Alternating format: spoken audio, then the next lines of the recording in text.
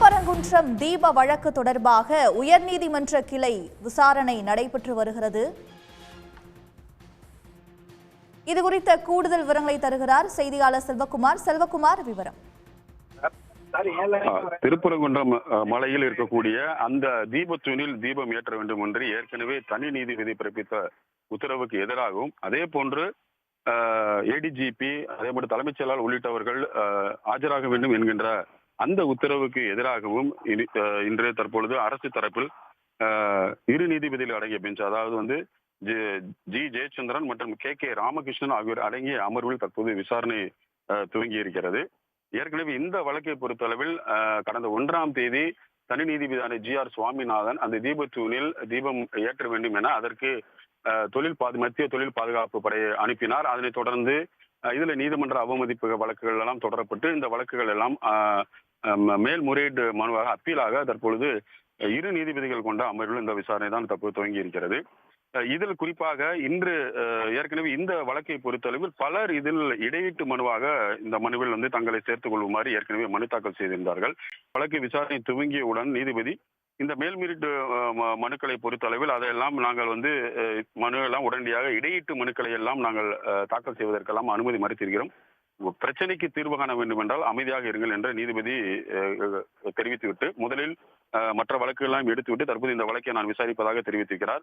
அரசு தரப்பில் தற்போது தங்களுடைய வாதத்தை துவங்கி இருக்கிறார்கள். மாவட்ட ஆட்சியர் தரப்பில் அரசுடைய தலைமை வழக்கறிஞர் PS ராமன் ஆஜராகி தற்போது தன்னுடைய வாதத்தை வைத்திருக்கிறார். அதே போன்று மாநகர காவல் ஆணையர் தரப்பில் உச்சநீதிமன்ற வழக்கறிஞர் விகாஸ் சிங் தற்போது ஆஜராகிறார். எனவே மூத்த வழக்கறிஞர்கள் பலர் இந்த வழக்கில் ஆஜராகி தற்போது விசாரணை துவங்கி இருக்கிறது. அரசு தரப்பை பொறுத்தளவில் திருப்பரங்குன்றம் கோவில் மிகவும் பழமையானது. அங்கு கார்த்திகை என்று பாரம்பரிய இடத்தில் தீபம் ஏற்ற உத்தரவிடக் கோரி தனி நீதிபதி முன்பாக வழக்கு அந்த மலையில்தான் தற்போது அந்த தர்காவும் இருக்கிறது. எனவேதான் இது தொடர்ந்து தங்களுடைய வாதத்தை அவர்கள் முன்வைத்தார்கள். அதே போன்று இந்த வழக்கமாக உச்சிப்புள்ளியார் கோவில் மண்டபத்தில் தீபம் ஏற்றப்படும். இந்த ஆண்டும் அதே போல்தான் அந்த மண்டபத்தில் தீபம் ஏற்றப்பட்டிருக்கிறது.